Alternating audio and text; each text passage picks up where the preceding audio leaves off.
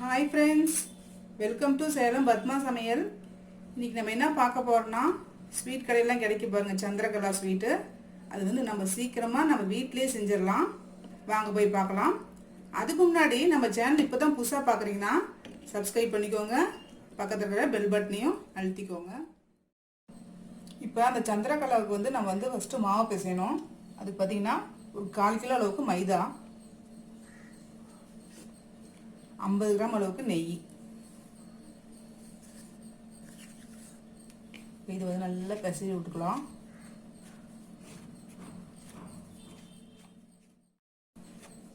பாருங்க, மாவு வந்து இந்த மாதிரி நம்ம நெய் போட்டது பிடிச்சா பிடிக்கிற அளவுக்கு இருக்கணும். இப்போ வந்து நம்ம தண்ணி கொஞ்சம் கொஞ்சமாக தெளித்து கொஞ்சம் கெட்டியான மாவாக பிசைஞ்சிக்கலாம்.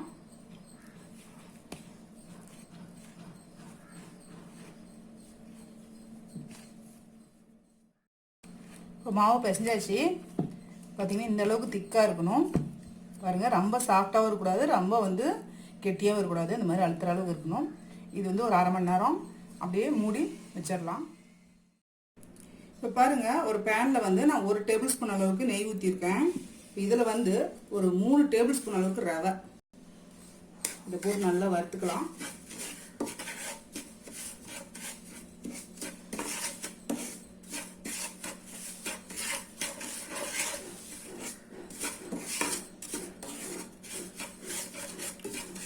நல்லா செவக்க வறுக்கணும். இப்போ ரவை வந்து ஓரளவுக்கு வறுபட்டுருச்சு.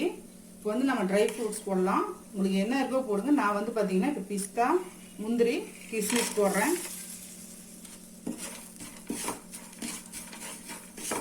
இது ஒரு 2 மினிட்ஸ் அப்படியே. இது 100 கிராம் அளவுக்கு கோவா, சுகர்லெஸ் கோவா, இது போட்டுக்கலாம். ஃப்ளேம் குறைச்சிட்டு நல்லா வந்து மிக்ஸ் பண்ணிக்கலாம்.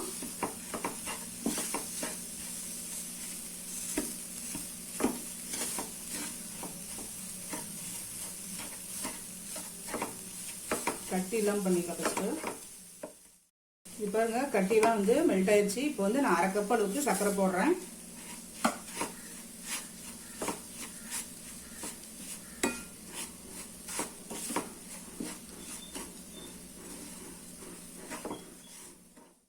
இப்போ சர்க்கரை எல்லாமே மெல்ட் ஆயிடுச்சு. ஏலக்காய் பொடி கொஞ்சமாக போடுறேன்.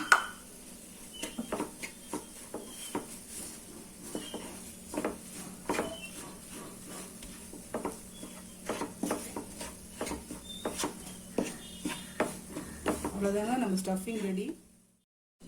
இப்போ பாருங்கள், சுகர் சிரப் வைக்கிறதுக்கு நான் ஒரு பேன் வச்சுருக்கேன். அதில் வந்து 1/4 கிலோ அளவுக்கு சர்க்கரை போடுறேன்.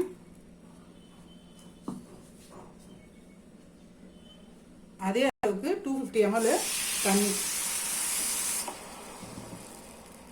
இது வந்து நல்லா சர்க்கரை கரையிட்டோம்.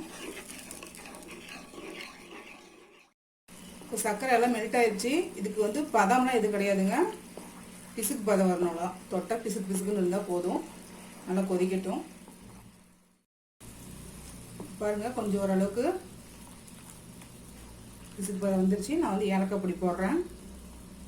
இப்போ ஸ்டவ் ஆஃப் பண்ணி வச்சிடலாம். இப்போ இந்த சந்திரகலா செய்கிறதுக்கு இந்த பால் பார்த்திங்கன்னா, இந்த மாவு பிசைஞ்சிக்கிறவங்க சின்ன சைஸாக இந்த மாதிரி 2 மாதிரி ஊற்றி வச்சுருக்கேன். இது வந்து நம்ம தேய்ச்சிக்கலாம்.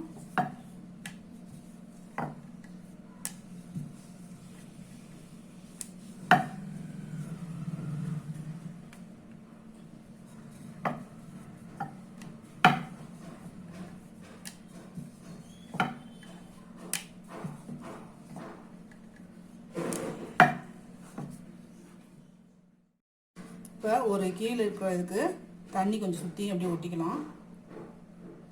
அப்போ வந்து நம்ம ஸ்டஃபிங் வந்து வெளியில் வராமல் இருக்கும். நம்ம செஞ்ச ஸ்டஃபிங் இருக்குது இல்லைங்களா, கோவா, ரவை, அது கொஞ்சமாக வச்சுக்கலாம். இப்போ இந்த இன்னொரு இது எடுத்து இந்த மாதிரி வச்சு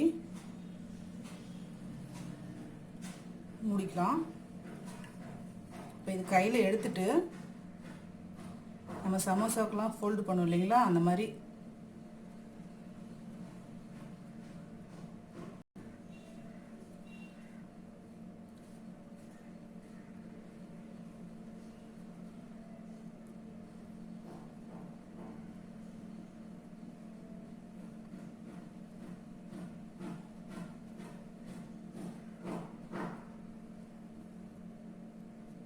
அவ்வளோதாங்க. இது நம்ம வந்து ஆயிலில் போட்டு பொரிச்சு எடுத்துக்கலாம். இப்போ பாருங்கள், கடாயில் வந்து நான் ஆயில் ஊற்றி வச்சுருக்கேன். லைட்டாக ஹீட் ஆனாலே போதும். நம்ம இந்த செஞ்சு வச்ச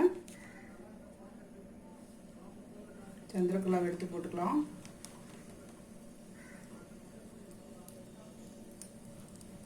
மெதுவாக தான் வேகணும், ஸ்லோவாக இருக்கணும் ஸ்டவ்வு. மெதுவாக அப்படியே திருப்பி விட்டுக்கலாம். திருப்பி விட்டு கோல்டன் கலர் வரணும்.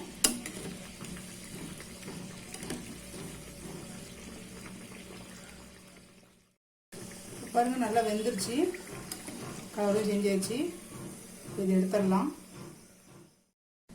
இப்போ பாருங்கள், நான் சுகர் சிரப்பை வந்து மறுபடியும் சூடு பண்ணிகிட்ருக்கேன். இப்போ வந்து நம்ம இந்த பொரிச்ச சந்திரகலாவை எடுத்து இதில் போட்டுடலாம்.